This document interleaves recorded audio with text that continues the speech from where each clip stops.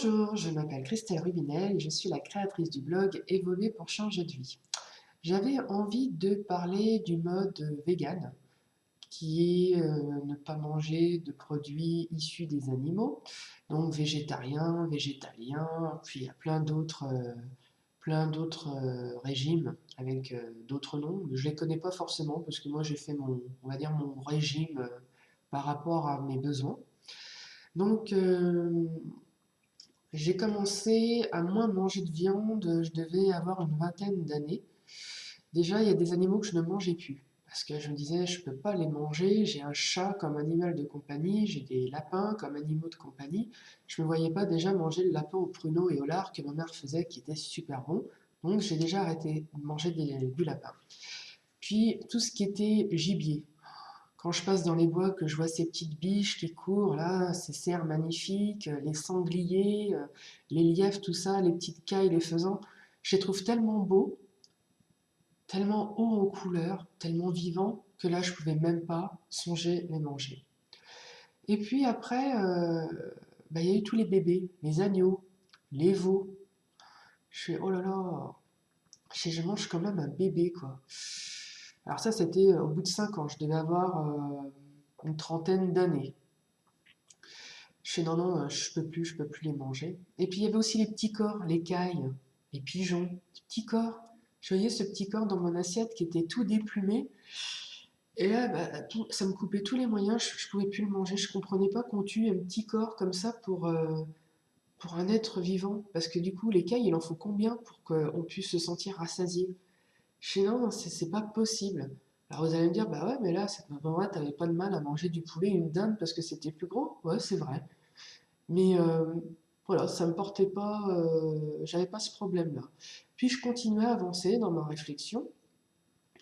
Et puis un jour, je m'en vais comme ça faire un tour au bord d'un étang et je vois des gens qui étaient en train de pêcher.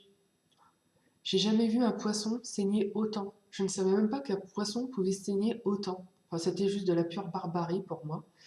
Et là, eh ben, j'ai commencé aussi à moins manger de poisson.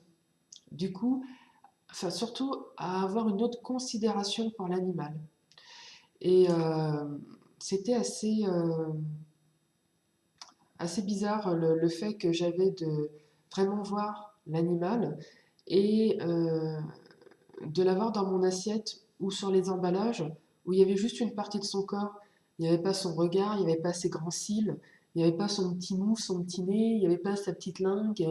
Enfin voilà, j'ai commencé à faire le rapprochement de l'animal vivant à un morceau de muscle qui était sur les étalages. Et puis après, bah, je me suis dit, bon, je veux vraiment être au niveau du bien-être de l'animal, puisque moi je veux du bien-être pour moi, il faut que je mange aussi du bien-être. Je ne peux pas manger un animal qui a souffert. Pour moi, c'était juste le strict minimum, quoi. Et là, j'ai commencé à aller acheter ma viande dans une ferme, une AMAP, et je recevais régulièrement la liste des morceaux de viande qui vendaient. Et un jour, je vois veau sous la mer. Et là, je regarde mon ami, je fais, c'est pas ce que je crois. Là, il fait si, il fait le veau, il est en train de téter sa mère. Je suis en train de me dire que là, je prends conscience qu'en fait, si je commande un morceau de veau pour faire une escalope de veau champignon crème fraîche, c'est le petit qui est en train de téter sa mère sous son ventre, là, où le lait est tout chaud qui coule dans sa bouche, et c'est lui que je vais manger. Et là, je fais non, là, je peux plus. Mais je continue encore à manger sa mère, alors que sa mère, s'il y avait plus sa maman, il pouvait plus non plus se nourrir. Et puis c'était graduellement comme ça. Et puis un jour, je regarde un documentaire sur le lait. Non seulement le lait n'était pas bon pour nous en tant qu'être humain, mais en plus de toute la torture qu'il y a autour du lait. Alors, la torture autour du lait, on va inséminer une vache, soit on va la forcer, ou soit ça va être artificiel, mais de toute façon, ça sera forcé. Et quand elle a un petit qui vient, donc le lait qui arrive, on va lui arracher son petit pour lui prendre son lait. Le lait qui est destiné au petit, il est dans toutes ces super étagères où il y a 2, 3, 4 rayons en grande surface, du beurre, du fromage blanc, les produits à 0%, le lait frais, le lait stérilisé, les crèmes au chocolat, enfin tout ce qu'on aime. Et je me suis dit, mais ce que je suis en train d'absorber, en gros, c'est le lait qui était destiné au bébé, donc au veau, qui a hurlé quand on l'a séparé de sa mère et qui, sa mère, l'a appelé pendant des semaines entières et qui a pleuré parce qu'elle n'avait plus le lait à donner à son bébé, à sa chair qu'elle venait de mettre au monde. Et en plus de ça, on lui met des ventouses pour lui prendre le lait qui vont la blesser, qui vont lui faire qu'elle va avoir du pu et qui va passer dans les conduits de lait quand tu vas manger ton yaourt. Il va y avoir aussi du sang, il va y avoir surtout toute sa tristesse. Et là, je me suis dit, j'adore le lait, j'adore ça, mais je sais pas, à ce prix-là. Alors, je mange encore un peu de fromage. Et le fromage, je vais l'acheter chez le producteur où il y a maman, le petit, et on prend juste une partie du lait pour faire du fromage. Alors, effectivement, il n'y a pas du fromage toute l'année. Euh, il n'y aura pas le fromage que je veux à tel moment, mais je culpabilise plus en mangeant du fromage.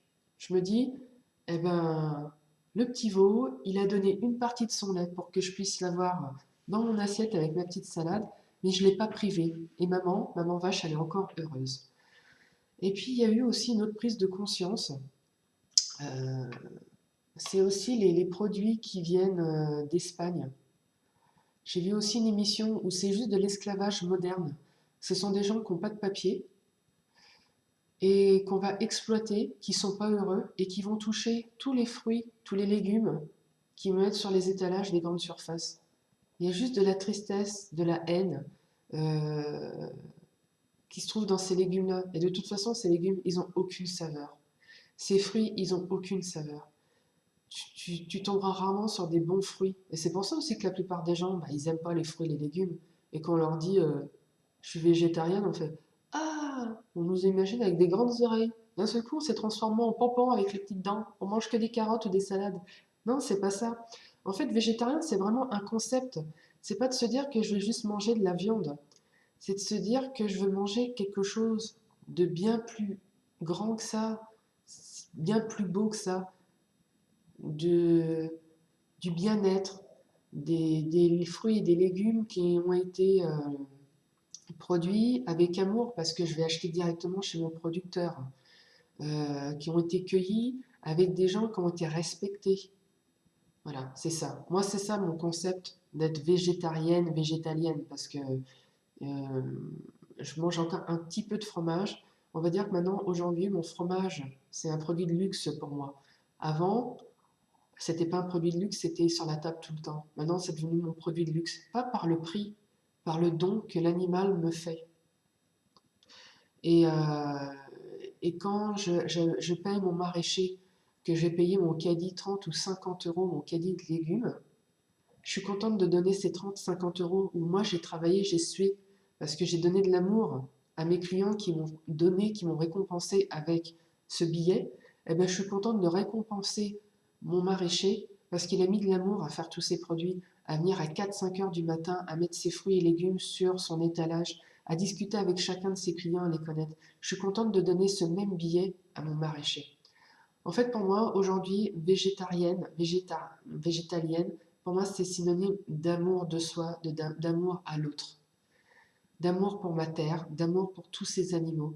Je préfère voir ces animaux courir avec toutes leurs couleurs et avec toute leur énergie que de les avoir dans mon assiette. Ce n'est que mon choix.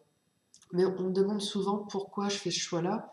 Et ce qui est marrant, c'est que au début, quand on me demande pourquoi tu es devenue végétarienne, on me demande ça avec un petit sourire, tu sais, amusé d'un air de dire pauvre fille. Et quand j'explique pourquoi, je vois les visages qui changent. Je vois d'un seul coup une prise de conscience. Et là, on me dit ah, mais c'est difficile en fait si je dois passer végétarien ou végétarienne. Et moi, je leur dis mais c'est pas ce que je te demande. Je te demande même rien du tout.